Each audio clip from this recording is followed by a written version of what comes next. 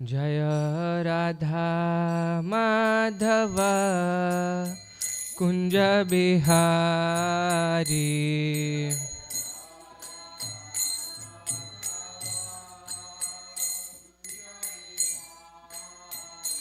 जय गोपीजना वल्लभा गिरिवरधारी।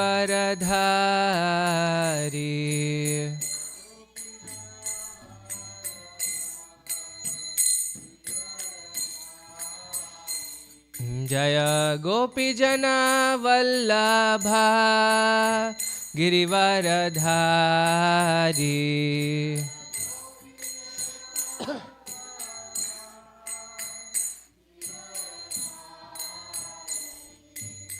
यशोदानंदन ब्रज जनरंजना।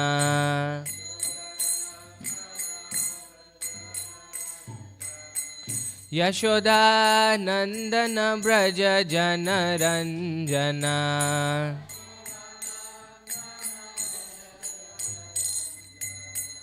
यशोदानंदन ब्रज जनरंजना।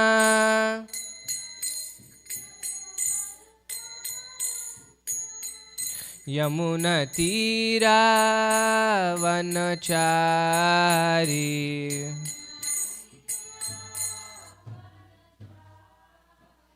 यमुना तीरा वनचारी।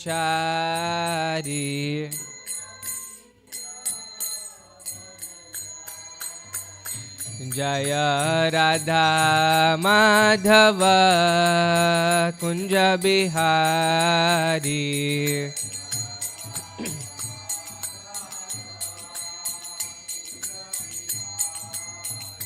जय राधा माधव कुंज बिहारी।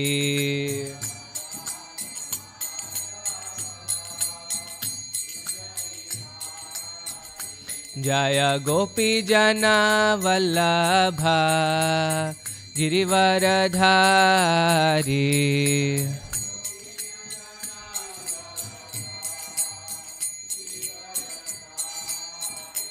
जय गोपी जन वल्लभा गिरिवरधारी।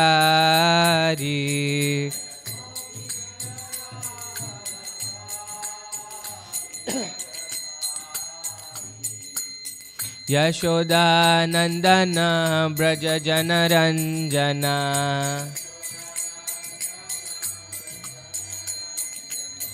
यशोदानंदन ब्रज जनरंजना।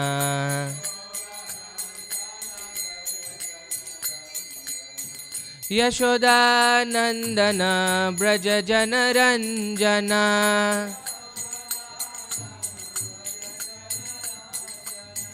यमुना तीरा वनचारी।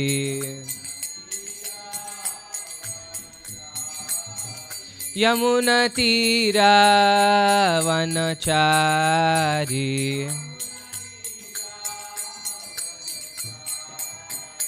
हरे Krishna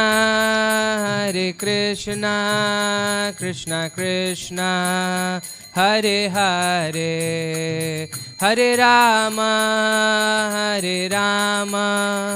Ram Ram Hare Hare.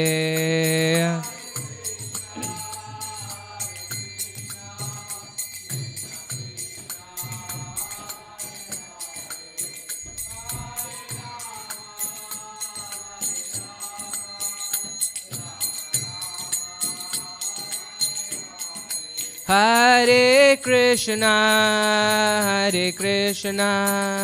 Krishna Krishna, Hare Hare, Hare Rama, Rama Rama, Hare Hare.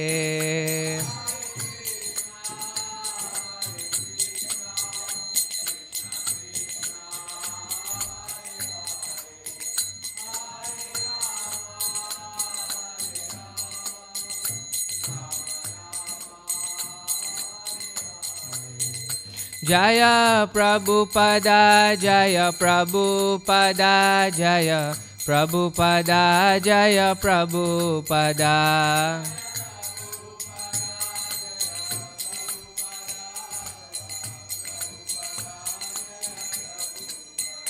Jaya Jaya Prabhupada, Prabhupada, Prabhupada, Jaya Jaya Prabhupada.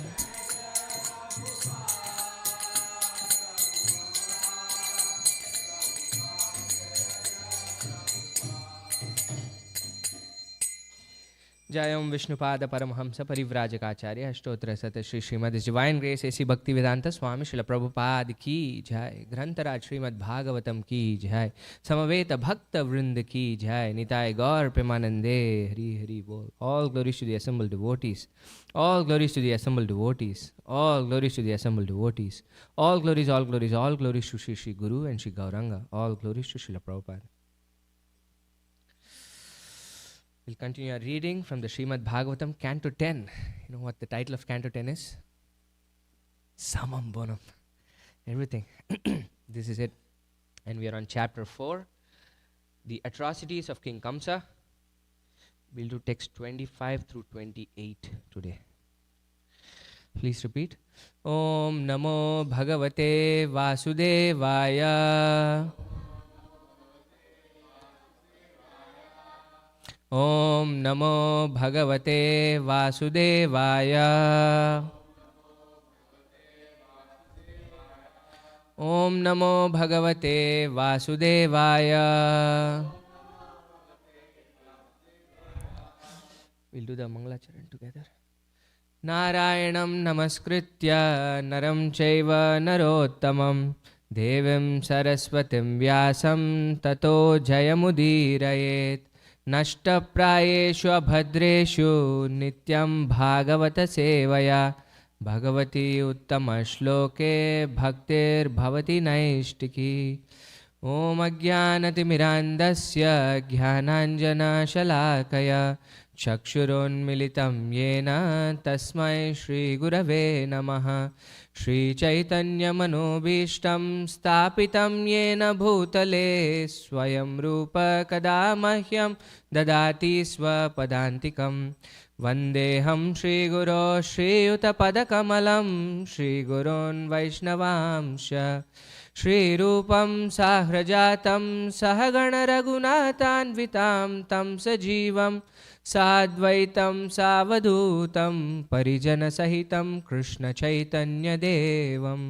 श्रीराधाकृष्णपादान् सहगणललिता श्रीविशाखान्वितांश्च. हे कृष्णा करुणा सिन्धो दीनबन्धो जगत्पते गोपेश गोपिकान्त राधाकान्त नमोऽस्तुते. तप्तकाञ्चन गौराङ्गी राधे वृन्दावनेश्वरी वृषभानुसुते देवी प्रणमामि हरिप्रिये. वाञ्छाकल्पतरुभ्यश्च कृपा सिन्धुभ्येव च पतितानां पावनेभ्यो वैष्णवेभ्यो नमो नमः. जय श्री कृष्ण चैतन्य प्रभु नित्यानंद श्री अद्वैत गदाधर श्रीवासादि गौरभक्त वृंद. हरे कृष्णा कृष्णा कृष्णा हरे हरे. हरे राम राम राम हरे हरे. नमो विष्णुपादाय कृष्णप्रेष्ठाय भूतले श्रीमते भक्तिवेदांत स्वामिनिति नामिने. नमस्ते सारस्वते देवे गौरवाणी प्रचारिणे निर्विशेष शून्यवादी पाश्चात्य देशतारिणे.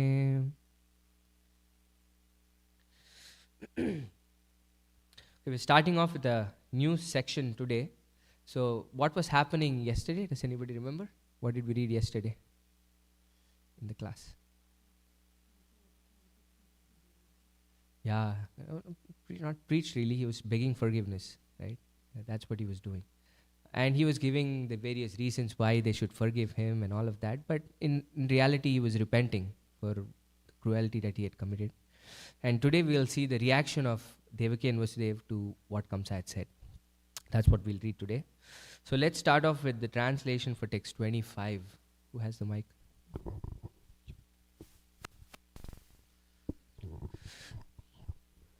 When Go ahead. When Devaki saw her brother actually repentant while explaining ordained events, she was relieved of all anger.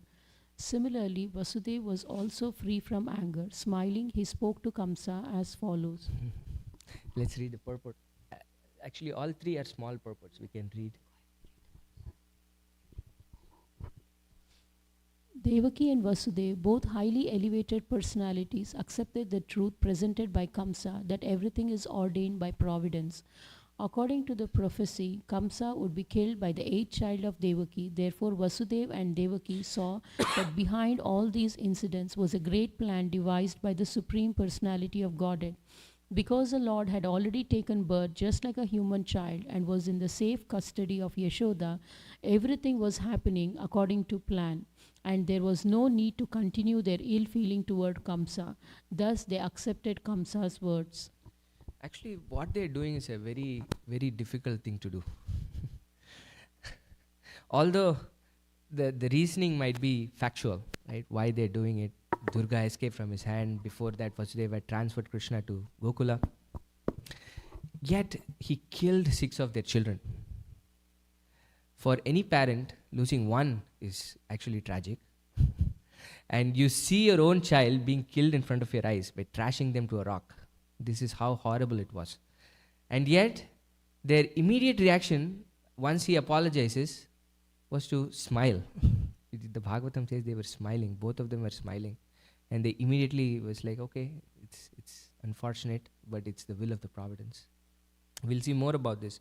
But this is the reaction that they had. Immediately, they had anger on Kamsa, obviously, because of the horrible acts he had committed. But immediately their anger vanished. In fact, their anger turned into smiles, the exact polar opposite of anger. No? Let's continue, see what more they say. We'll come back to this. O great personality Kamsa, only by the influence of ignorance does one accept the material body and bodily ego. What you have said about this philosophy is correct. Persons in the bodily concept of life lacking Realization. Differentiate in terms of this is mine and this belongs to another. Purport? Everything is done automatically by the laws of nature, which works under the direction of Supreme Personality of Godhead. There is no question of doing anything independently. For one who has put himself in this material atmosphere is fully under control of nature's laws. Our main business, therefore, should be to get out of this conditioned life and again become situated in spiritual existence.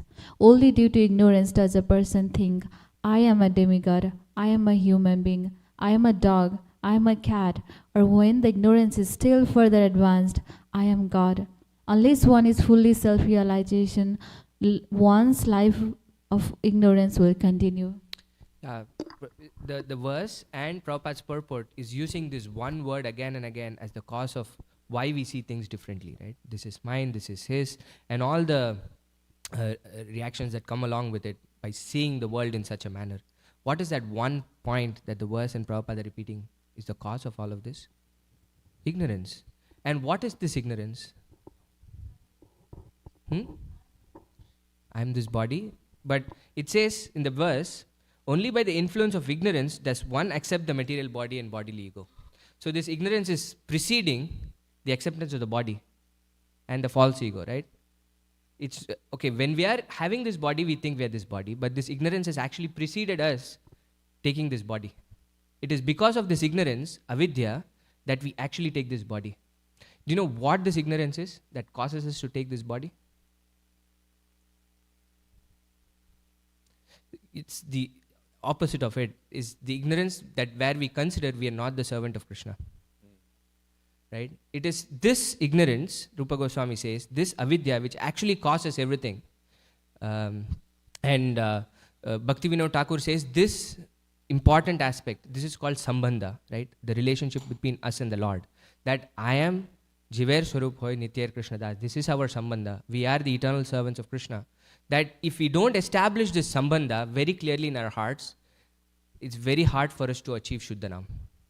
Actually, to even chant with offenselessly. Bhaktivinoda Thakur says, it is this ignorance of Sambandha between us and the Lord that causes all the different kinds of offenses that we create.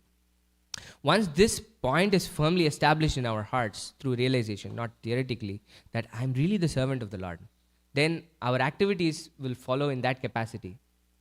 Because we are not firmly established in that fact that I am the servant of the Lord, then the ignorance still persists. And it's because of that ignorance we think I am this body, or I am the master, I am the enjoyer, and then we start differentiating. Janasya mohoyam aham mameti. Right? I see this is mine, me, mine, my family, my house, my country, like that. So, but the beginning, the avidya that causes all of this is our forgetfulness of our original identity of the servant of the Lord.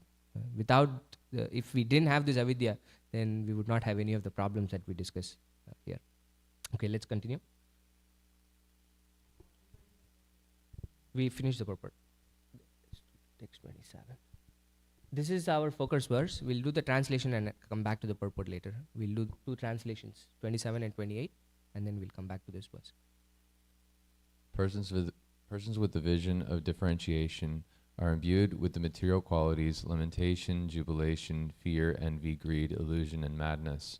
They are influenced by the immediate cause, which they are busy counteracting, because they have no knowledge of the remote supreme cause, the personality of Godhead.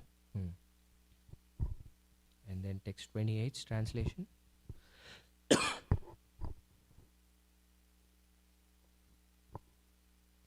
Shukdev Goswami continued, thus having been addressed in purity by Devaki and Vasudev, who were very much appeased, Kamsa felt pleased, and with their permission he entered his home.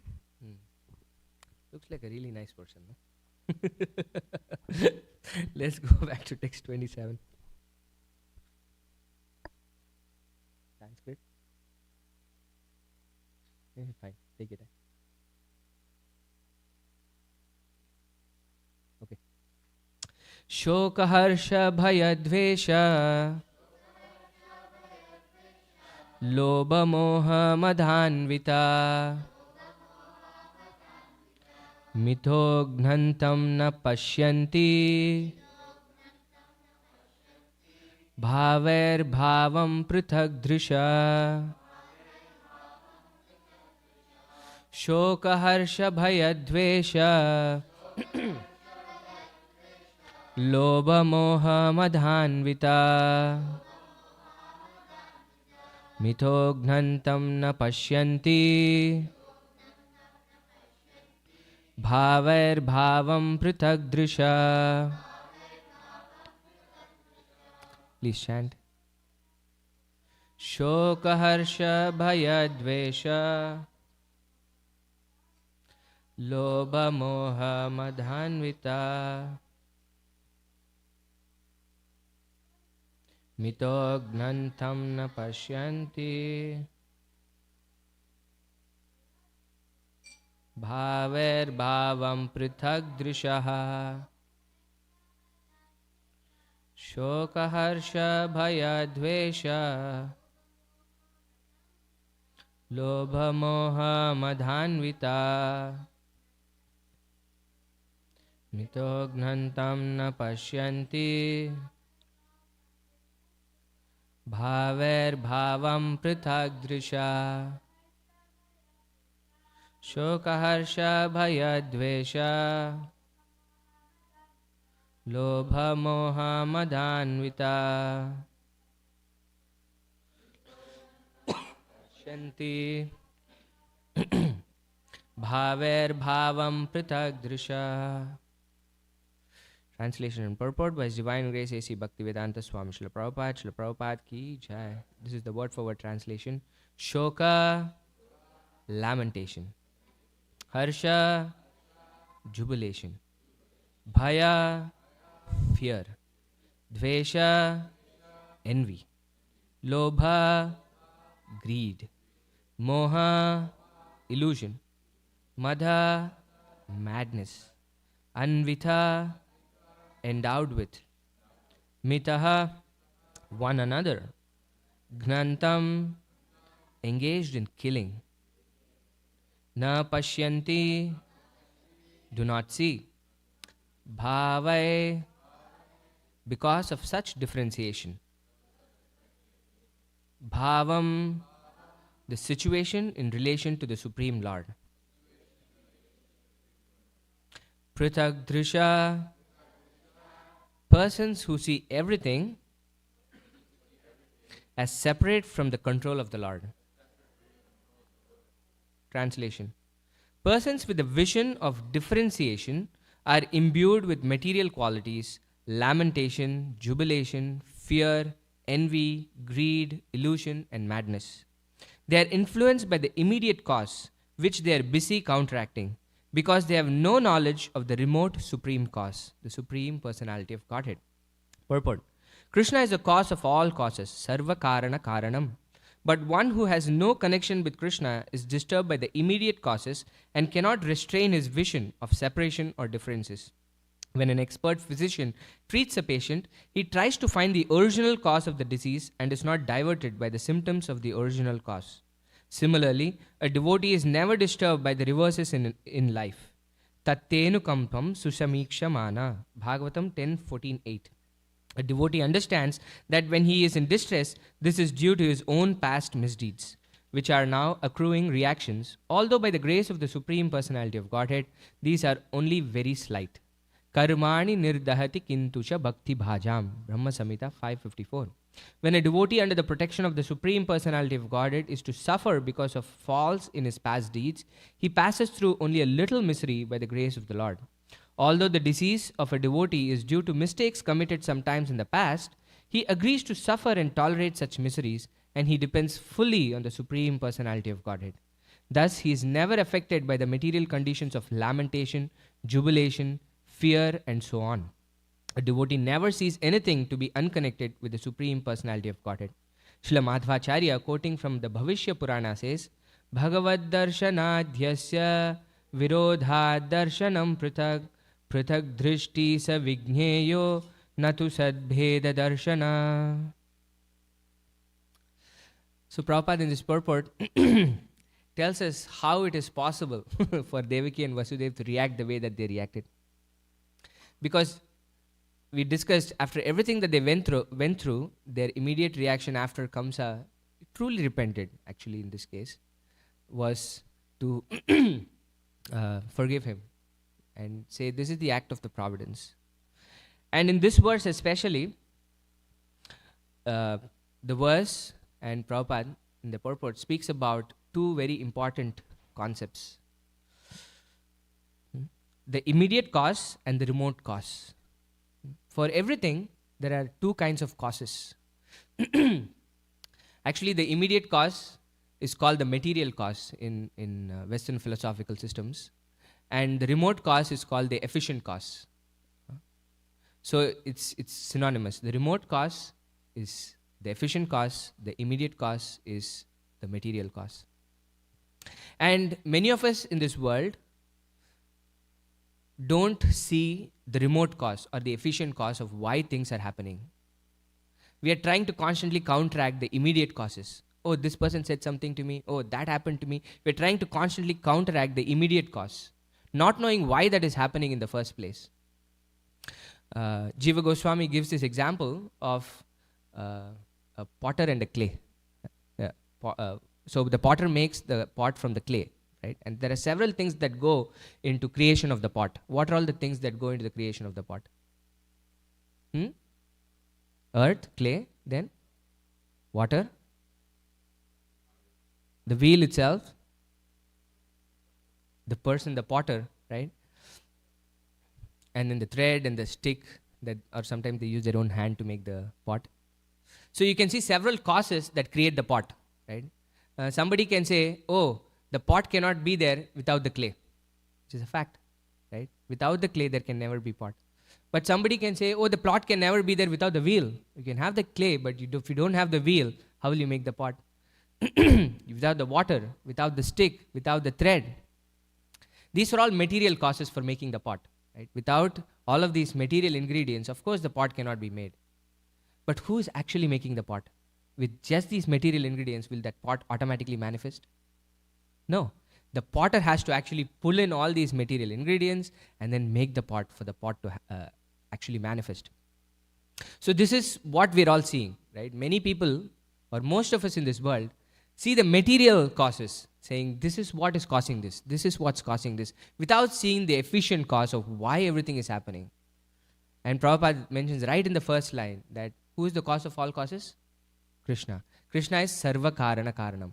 Without Krishna, nothing can happen. Right? Not a blade of grass moves without the will of the Lord. Everything is happening because of the remote cause or the supreme cause, which is Krishna.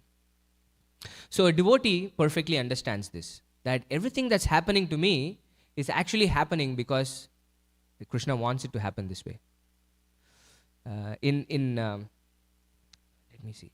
This exact thing, Prabhupada quotes in, let me pick that. In the 4th canto, actually, where Narada Muni is preaching to the Prachetas. He says, sometimes people think that the cause of an earthen pot is the earth. See, many times we see Prabhupada doesn't say where it's coming from. In many cases, he says, Srila Vishwanath Chakravarti says, or Srila Sridhar Swami says. But then, Prabhupada is a Sampradaya Acharya. One of the qualities of a Sampradaya Acharya is he's synthesizing the teachings of the previous Acharyas and giving it in his teachings. And he quotes the exact same thing that Jiva Goswami does in his Sandarbha, in this purport. Prabhupada says, sometimes people think that the cause of an earthen pot is the earth. We see on a potter's wheel a sufficient amount of earth to produce many pots. And although unintelligent men will say that the earth on the wheel is the cause of the pot, those who are actually advanced will find the original cause is the potter who supplies the earth and moves the wheel. So everything that's happening to us, we see is because of the modes of material nature, right? Which is what the scientists are trying to see, that everything is coming because of nature and the effects of different elements interacting with each other. But where did these elements come from? They don't know the efficient cause. How did all of this come about? They don't know that. But as devotees, we have more information to this. Right? We know Mayadhyakshena Prakriti Suyate Saracharam. The material cause by itself is not able to do anything unless the efficient cause actually empowers it. The material cause for everything in this material world is existing as Pradhana, right, in his unmanifested state. All these material elements are present there. But the Pradhana manifests as Prakriti only through the impregnation from the eyes of the Lord. Mayadhyakshena. When the Lord sees the material energy and impregnates it with the living force, then the material nature actually starts acting. Without the living force, there is no, the material cause by itself cannot act. So the devotees very clearly know this, and therefore their mentality is, Prabhupada is quoting this famous verse from the Srimad Bhagavatam. Tattenukampam sushamikshmano bhunjana evatma kritam vipakam hridbhagvapurbir vidatan namaste jivetayo mukti pada sadaya bhak pade sadaya bhak. He says, this is the guiding verse for the Vaishnavas. This is the guiding verse for the devotees. This one verse guides how the devotees actually react to the different things that happen in this world. In fact, Krishna says something more fundamental in the Gita, right? He says, Matra sparshastu kaunteya sitoshna sukha dukkada agama paino nityastham stitikshasva bharata. He says, because of the contact of the material senses with the sense objects, we undergo all these dualities of this world, Sita and Ushna, like cold and heat, Sukha and Dukkha, happiness and distress. We go through all of these, but he says, a sober person tolerates everything. This is what he says. This is the fundamental way in which we have to behave to the things, the reversals in this world, is that we have to tolerate it, Krishna says. But the Srimad Bhagavatam gives us more information on how we can actually tolerate it. Because without reason, it's very hard for us to tolerate, right? Krishna just says, this is just part of this material world, you know. These dualities are part of this material world. Don't take too much as- on your mind. Just tolerate it. But the Srimad Bhagavatam says, Tattenu kampam sushamikshamano. While tolerating, what are we doing? How can we just tolerate without actually having a goal? What are we tolerating all of this for? We are tolerating all of this so that at some point Krishna will actually bestow his merciful glance upon us. Tattenu kampam. That Krishna's mercy, anukampa, will actually fall upon us. And while we are waiting for it, susamikshamano, earnestly we are waiting for it, bhunjana evatma kritam vipakam. We are tolerating all the effects or the reactions for all the actions that we have performed in the past. This is why it's happening. Right? Everything is bestowed by Krishna, and this we see repeatedly right from the beginning of the Srimad Bhagavatam. This thinking, this mentality of the devotees. How do we see this right in the beginning of the Bhagavatam? Does anybody remember in the first canto? In terms of reversals? Kunti Devi. She says, give me this again and again, Krishna, if you want me to, because you are always present when we have reversals in our life. But the cause, the point that we are discussing, do we have any examples from the first canto on how a devotee sees the cause of all of this? This is a very stark example in the first canto. Okay, actually, it's difficult. You cannot read my mind. The thing, Narada Muni also, but the stark example is of Dharma, the bull, right?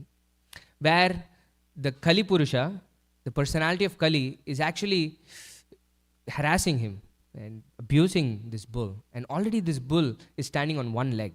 All the three legs are damaged. And even then, when somebody is coming to help him, Parikshit Maharaj is asking him, who is the cause of his suffering? The answer to that is what? How can I say that this person is the cause of my suffering? This is my own actions that have caused me suffering. This is what is the mentality of a devotee. We see that in the case of Vritrasura.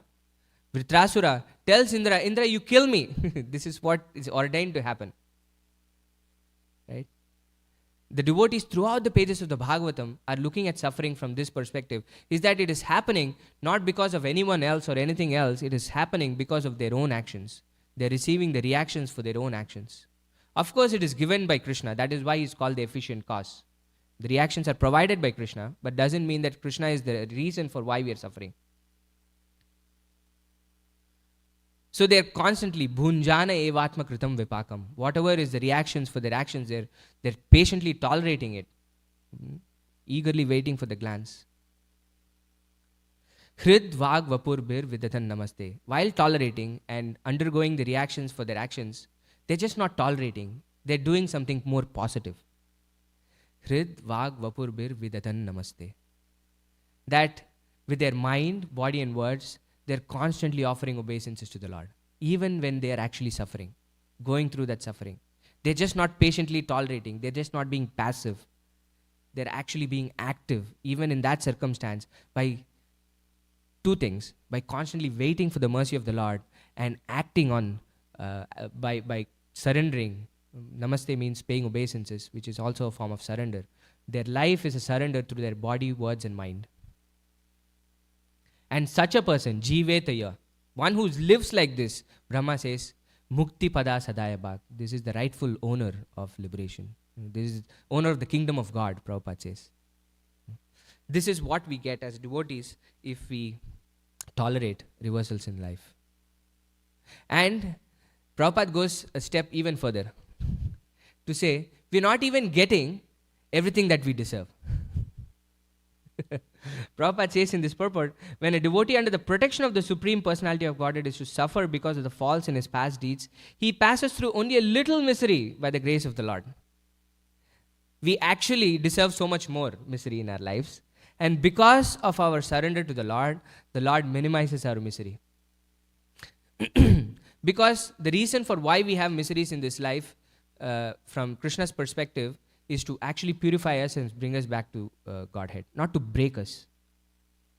You see, throughout the Bhagavatam, devotees go through reversals.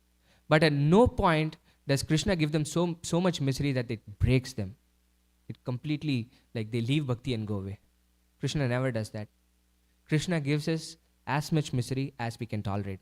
Whereas if you look at the people in the outside, like in the material world, the amount of suffering that they go through is actually excruciating. Like we cannot even imagine. We are in a complete bubble, like we're not even exposed to the kinds of miseries that people in the world go through. It's horrible, the kinds of miseries that people in the world go through. And yet we think as devotees, oh, I'm going through this, I'm going through that. And we think, oh, why is Krishna being so harsh on us? In fact, Prabhupada is saying, we are actually not getting everything that we deserve. Krishna is being so merciful that he's actually minimizing that misery for us and giving it to us like a medicine. Where I think in this, the purport, the commentary to this verse, Tattenu Kampam, Vishwanath Chakravarti says, like a father, sometimes cuddles the child, sometimes chastises the child. Right? Both of them are love, but he does it in different ways for the benefit of the child. So this is how Krishna does. That sometimes he might give us things, sometimes he might pull things back from us, but ultimately the reason why he is doing is he loves us and he wants us back home with him. This is the only reason why devotees go through miseries in this life. And these miseries are directly under the control of Krishna. My spiritual master says at the time of initiation, the ropes move from the black witch to the white witch. Normally, for people in this world, it is the action to their reaction. Reaction to their action, sorry. It is naturally happening by the laws of material nature. Durga Devi, Maya Devi is giving all of this as it is written. But when at the time of initiation we surrender to Krishna, the ropes move to Srimati Radharani. It is not there in the hands of Maya Devi anymore. And everything that happens in the life of a devotee is specifically done so that the devotee can progress in their path of devotional service. This is the only reason why devotees undergo misery. And this is the mentality of a devotee. Is tattenu kampam susamikshamano. We are going through our reversals in life, waiting for the mercy of the Lord. And throughout the miseries, we actually surrender to the Lord through our body, words and mind, which is actually very difficult when we're going through it. It's not an easy thing. But over time, what happens is we start developing this relationship with the Lord. And then, just like in any relationship, we know exactly what the other person will do without the person even saying anything, right? When the relationship matures to a point, the other person, we can predict what the other person will do before even the other person can do it. And it might be the exact same thing. So initially when we see reversals in our life, then we are frustrated. Krishna, why are you doing this to me? But think about it. For a person who has undergone incredible reversals, like Mataji was mentioning, Kunti Devi, what is she asking? Krishna, give me this again and again. Because she knows at some point what Krishna will exactly do when the reversals happen. At that point, it's not so frustrating anymore. Just like how Prahlad Maharaj is going through so many reversals, right? Literally, he's trying to be killed in so many different ways. And yet, at some point, he knows what exactly Krishna will do. This is what happens. As we go through miseries or reversals in our life, the side effect is that our karmani nirdahati kintucha bhakti bhajam. Prabhupada mentions that verse also in the purport, right? What does this mean? That Krishna is, as for somebody who's practicing devotional service, he's burning up all his karma. Krishna is actually impartial in this verse that Prabhupada is quoting in the Brahma Samhita. He says from Indra to Indragopa. Indragopa is a tiny insect and Indra is the king of the heaven. Everybody gets their share of karma. Whatever they deserve, Krishna is impartially bestowing everything to them. And yet, for somebody who has actually taken shelter of himself, karmani nirdhati kintuta bhakti bhajam, one who is actually practicing devotional service, he immediately burns off all their karma. This is Krishna. So, when burning through this karma, he's also trying to do a few things. Not just burn karma, but actually purify us so that we can actually have this pure relationship with him.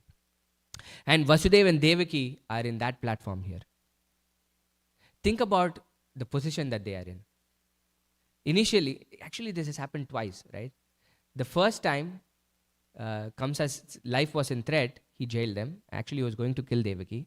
And then he's found some reason in the argument of Vasudeva because of his word. This is also the quality of a devotee, is that dhira dhira jana priya priya karo. Like ruffians and gentle people, trust them. Kamsa trusted the words of Vasudeva and said, okay, this person is a man of honor, he will give me the child to kill. And when he brings this child for the first time, what happens?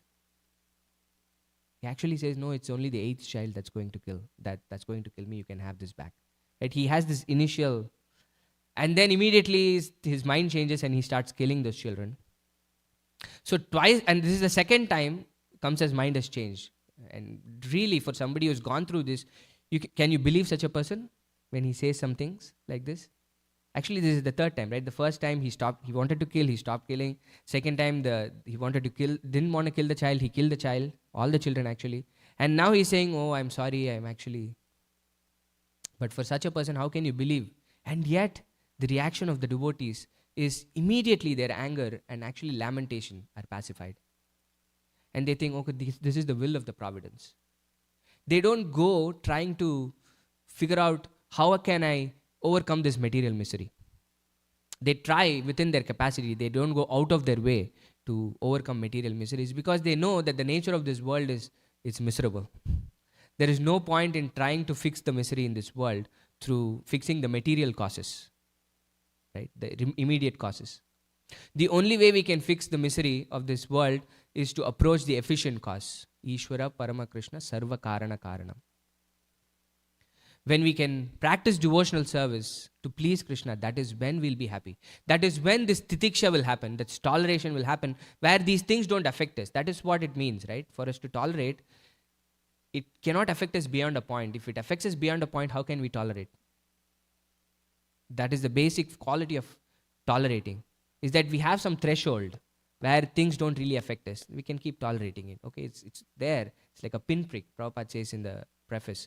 There is a pinprick in the social body despite all the advances that we have gone through in this modern age. But this pinprick still exists in the social body, Prabhupada says. So we can tolerate it.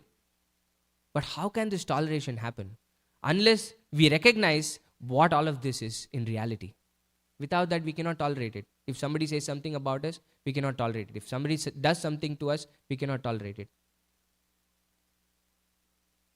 So this attachment to Krishna is what gives us this toleration of miseries in this world. Without this attachment to Krishna, we cannot tolerate miseries in this world.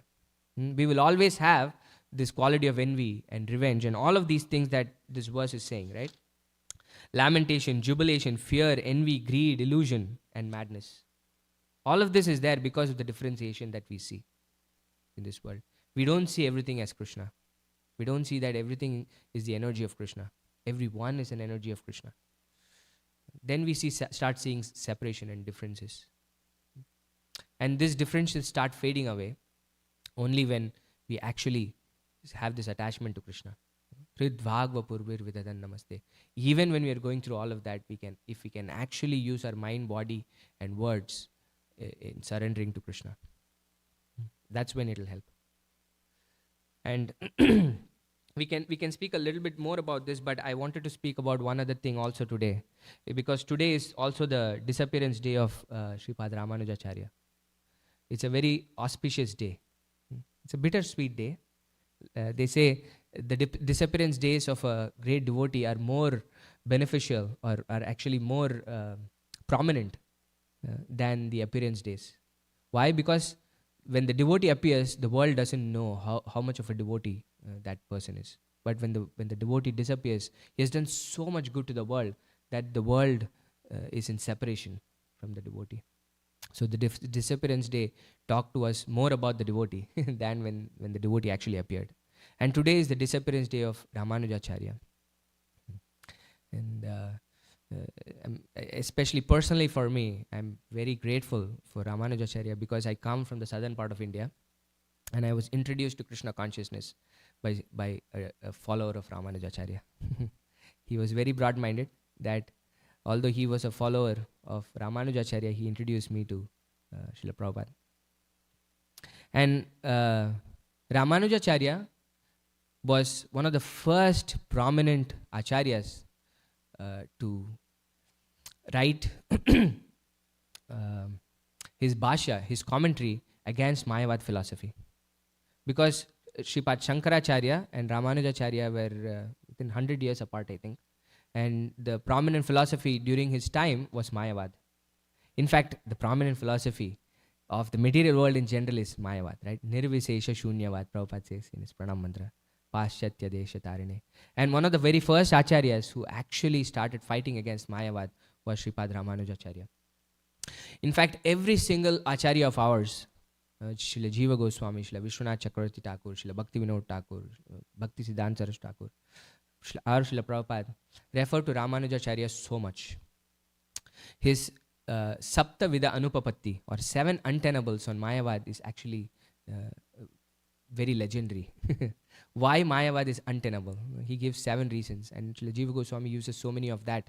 In fact, in his first 4 sandarbhas, he refers to Ramanujacharya so much. His Sri Bhashya, his commentary on Vedanta Sutra.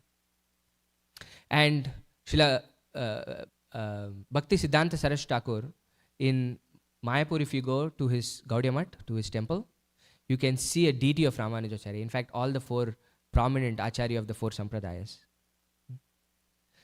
And Srila Prabhupada says in one of his letters, I wanted to read that. If I have it. I had. Yeah. In one of his letters, he says, I'm just reading the last paragraph. So far as I am personally concerned, following the footsteps of my Guru Maharaj, Srila Bhakti Siddhanta Saraswati Thakur Prabhupada, we accept the principles of all the acharyas, although officially we belong to the Madhva Sampradaya. So Prabhupada is very clear who we belong to. Right? We belong to the Madhva Sampradaya. Our Sampradaya is known as the Madhva Gaudiya Sampradaya. We find great shelter at the lotus feet of Sri Ramanujacharya because his lotus feet are the strongest fort to combat the Mayavad philosophy.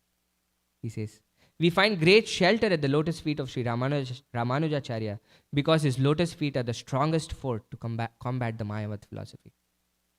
This was his life's work, Ramanujacharya.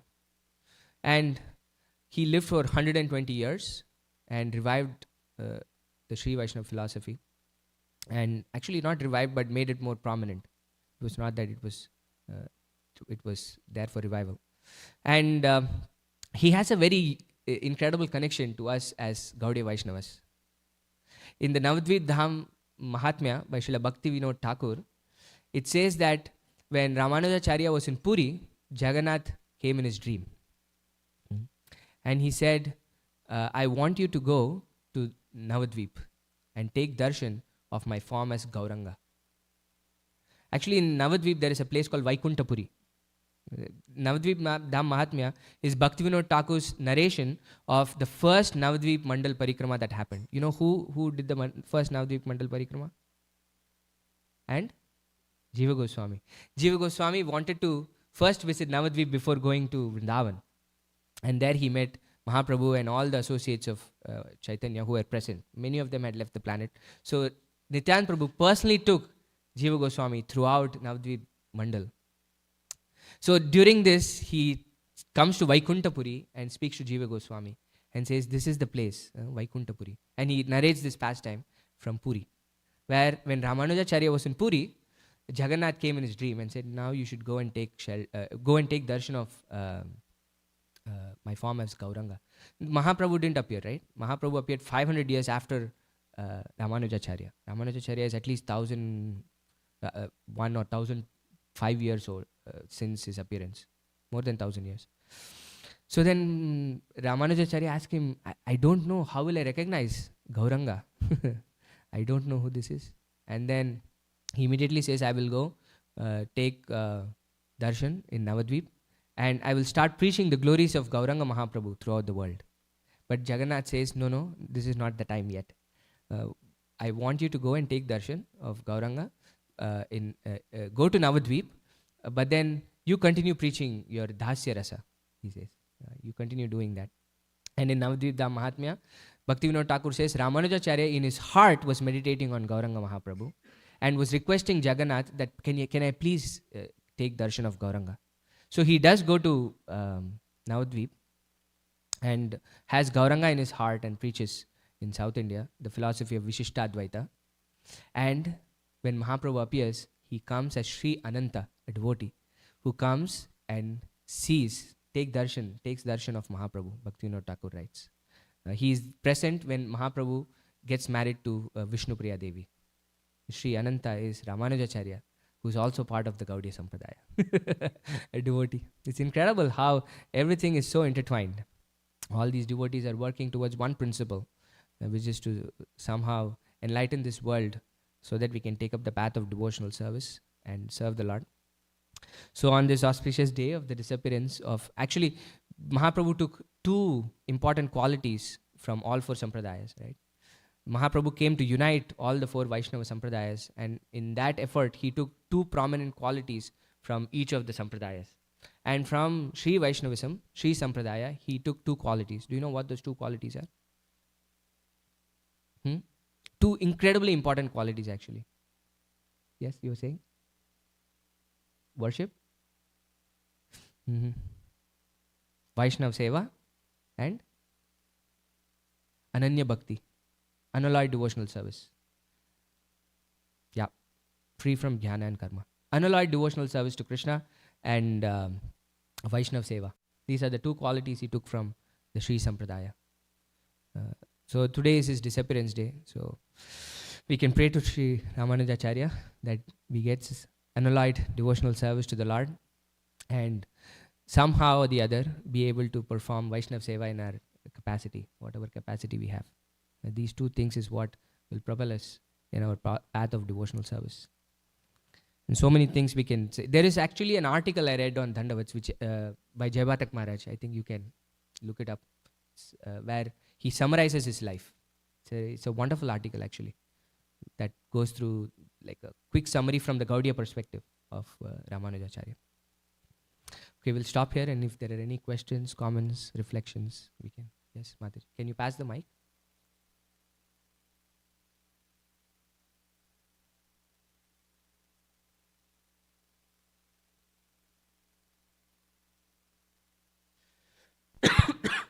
Hare Krishna Prabhu, thank you so much. Going to the focus verse of today, as you were saying that the devotees, they're asked to, like Krishna says, tolerate. Then Srimad Bhagavatam tells why should we tolerate. So basically Krishna's mercy. Actually, 10th canto 1458, it also says that what is that mercy. So I would read the translation. This is 10:1458. For those who have accepted the boat of the lotus feet of the Lord, who is the shelter of the cosmic manifestation, and is famous as Murari, the enemy of the Mura demon, the ocean of the material world is like the water contained in a calf's hoof print. Their goal is Parampadam, Vaikuntha, the place where there are no material miseries, not the place where there is danger at every step. So, as we get the mercy, we also get the Vaikuntha. And beyond that, I was thinking, for a pure devotee, Vaikuntha, whether it's in this world or that, it's the same, because they have anyway, by the mercy of the Lord, have crossed the material ocean. Like they serve beyond the material constraints. So that's what I was thinking when we were reading, like, what is the carrot on the other, or what is that, waiting that I'm ready to take one life, and give up all the pain and ego and etc. I'm preparing for it, but what do I get from it? Yes. But it's like eternal happiness is what I get by taking a little bit of pain in this life. Yes. Thank you. Yes. Thank you. Yes, Mataji. Hare Krishna Prabhu, thank you for nice class. I had a question about the thing you were talking about, the cause of all causes. So I had this question for a long time. Actually, in second chapter for Karmanye Vadikarasti, in the purport Prabhupada's right, one who is attached to the result of his work is also the cause of the action. But then always we hear Krishna is the cause of all causes. So how do we reconcile this apparent contradiction? Yeah, there is no contradiction here.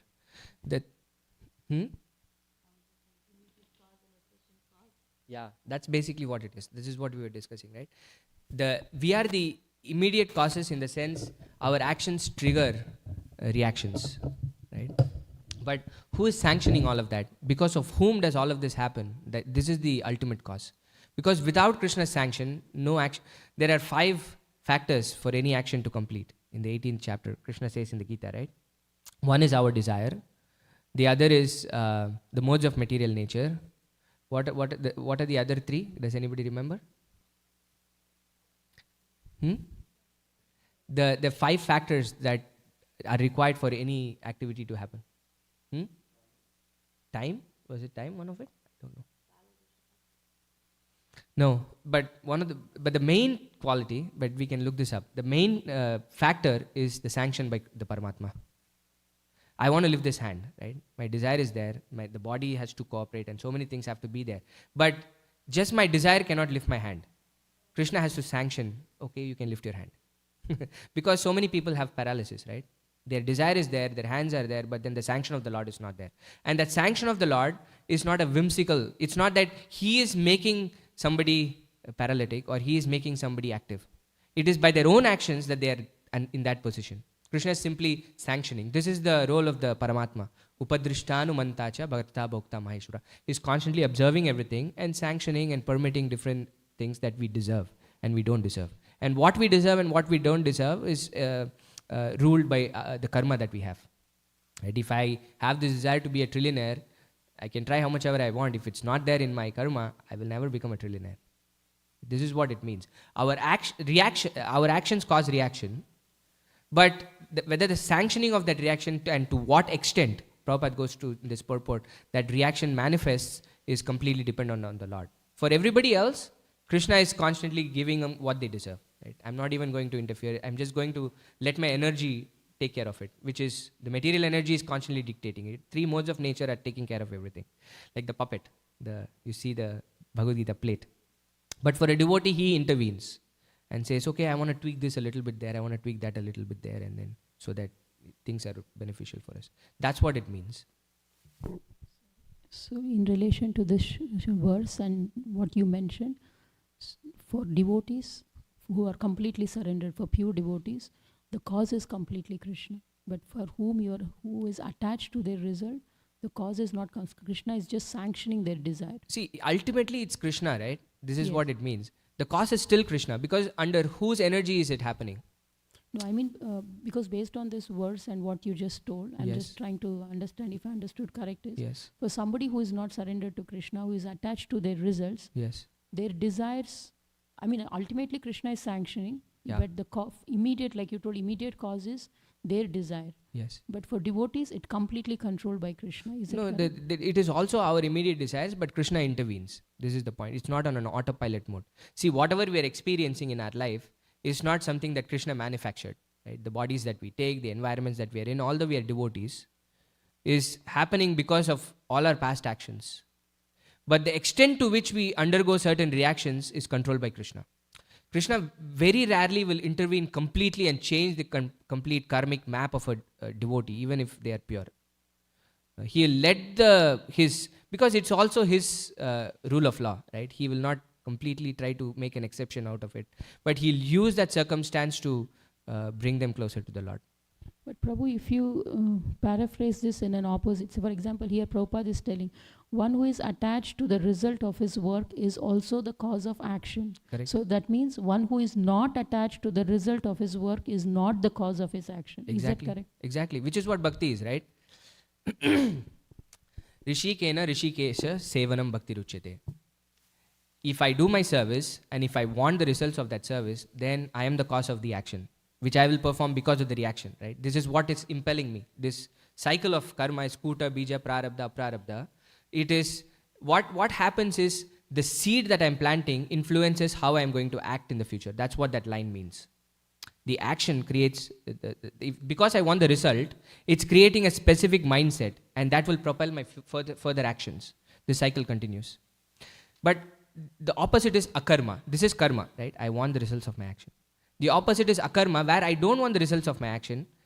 In that case, how will I be the recipient of the reactions of that action?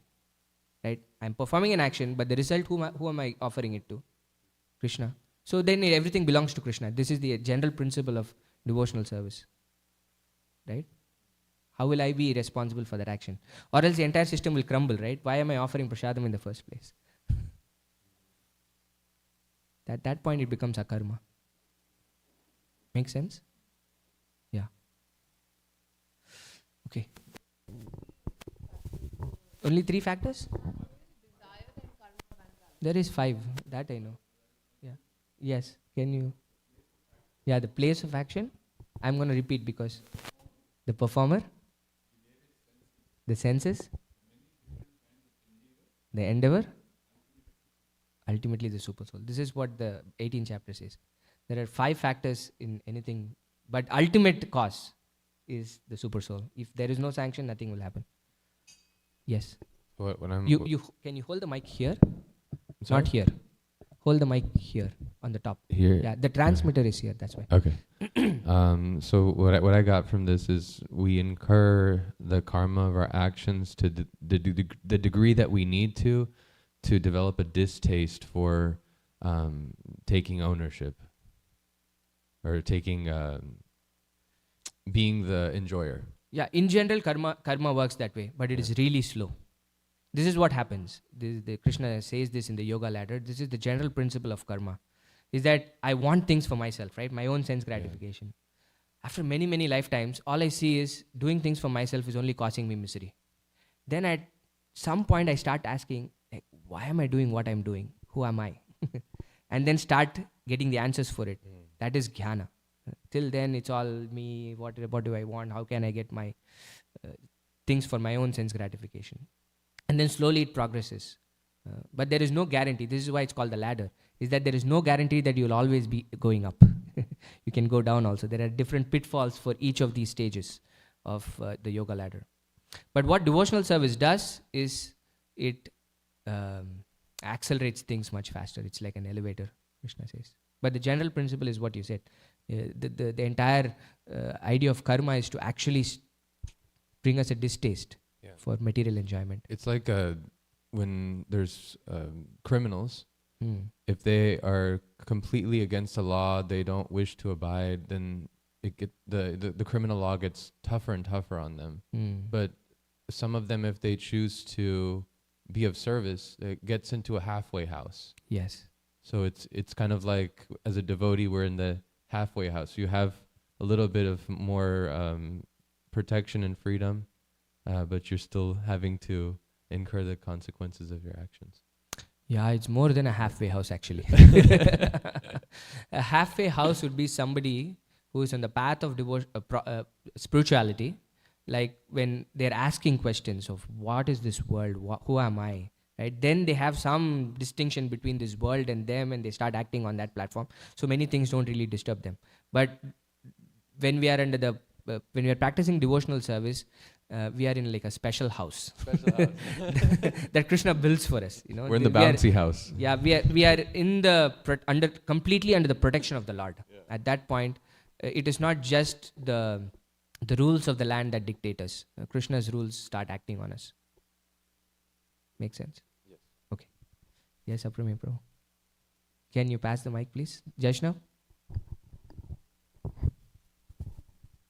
So you made 2 statements. Yes. One, you said that... Am I in trouble? No. Just for my clarification. So you said that Krishna never gave miseries to a level that devotee will go away from Krishna consciousness. And then you said that we can only handle misery up to a point, and beyond that, we can't handle. We have to take some action. So if a devotee has this understanding that the miseries that is coming to my life is Krishna's mercy, so then there should not be any limit. I mean, and if we see the life of a devotees like, Kunti Maharani or Karmeti Bai or Haridas Thakur, there was no limit actually. I mean, they were just tolerating. Yes. So how to understand these 2 statements? The toleration depends on our progress of devotional service. This is what it is. No, but here we are talking about the pure devotees. That's what I'm saying. If they're so far advanced that for them there is practically no limit, right? Everything, yatha tathava vedadhatu lampato mat prananatustu sayevanapara. That is the level that they are in. But I'm not there. I cannot say, Krishna, please come and crush me. Please give me more miseries. I'm not there yet to go and pray to Kalachanji, please give me miseries in my life. I'm not there yet. But the examples that you're quoting are there. So the answer is, at least in my understanding, our level of threshold of toleration increases as we perform devotional service. As we become more pure and pure, none of these things start affecting us. That's how we tolerate, right? I added that point. Where, how are they able to do it? Because they clearly have, I'll give you a real world example, right? All of them are many yugas before, or few hundred years before. I remember few years back in Dallas, we had the Sadhu Sangha, and we had the great fortune of having the association of Jayapatak Maharaj during one of the Sadhu Sangha. And he gave a class in Sadhu Sangha. And in the end, we didn't have time for questions, but Sachinandan Maharaj asked him one question. Like, I'm going to ask on behalf of everybody. And the question was very simple. He was asking, Maharaj, how are you? And you know, I distinctly remember this answer that he gave. He said, I am happy, but my body is a wreck, he said. Right? For him, there was a clear distinction between him and his body. My body has undergone so many transplants and problems. And, like, literally you can see it. Like, it's impossible for anybody to do what he's doing. But for him, the relationship was so distinct between him and his body. Right? And he is able to tolerate it. But if you're so advanced, you can do it. But till you're not as advanced, why try to be on that platform when you're not there? Try to practice devotional service. That will naturally give us that. We are not going to try to tolerate things in this world. What we are trying to go for is attachment to Krishna. That attachment to Krishna gives us a higher taste. That is what, okay, this is the other thing, right? What gives us the ability to tolerate is this incredible relationship that we have with Krishna is so far beyond anything that we see in this world that none of this bothers us. Right? This is what happens. But it's slowly over a period of time this starts happening. Krishna slowly, just like how he takes our time, right? We asked people who come in, can you please give 5-10 minutes of your time to chant one round of the Mahamantra? Practically, then Krishna takes our entire life, 3 hours, 4 hours, 5. Many devotees give up their whole lives in the service of Krishna. But it happens over a period of time gradually. Yeah? Is that okay? Yes, Tulsi Saki Mataji.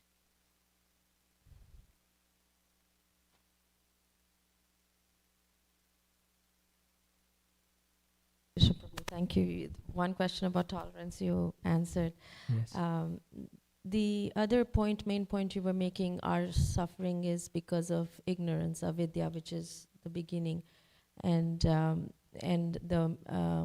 that I am the servant of the Lord. This relationship, sambandha, we haven't established, and we know that Mahaprabhu gave us, Jivera Swarupa Nitya Krishna Das, which is establishing that relationship for us. And then you mentioned Ramanujacharya, who actually smashed Mayavad, which is the exact opposite, that I don't have a relationship. I am God. Yeah. So to counter this, I'm sure there are many, like these quotes, like they have Aham Brahmasmi. So maybe Ramanujacharya has some like that, which remind us, I am Krishna's servant. Oh. Any later or whatever, like these kind of like counter that I am Krishna's servant. Yeah. Like we say, Dasos. So the very name of his philosophy gives that. His philosophy is Vishishta Advaita. Advaita is the point where there is no two. Everything is one, Brahman, right? Vishishta Advaita is essentially what this means is that the Brahman is one, Advaita, but he is Vishishta Advaita in the sense there is qualified oneness. The qualification is that he is infinite and I am infinitesimal. That's what is, and this constant, I'll try to find some quote if I can, but what comes to the top of my mind is the very philosophy of Vishishta Advaita brings this to mind. This qualified oneness is what? We're not one. There is qualification in that. There is variety in that oneness. There is qualities in that oneness, the Brahman, and then we are parts and parcels of it.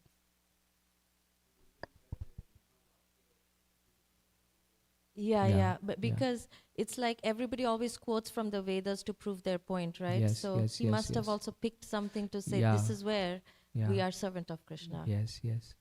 I let me see if I can find something from the Bhashyas. Yes.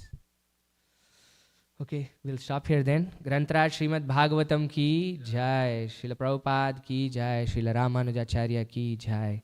Vancha kalpatrubhyascha kripa sindhubheva cha patitanam pavanebhyo vaishnavebhyo namo namaha. Anantakoti Vaishnava Vrinda ki jai.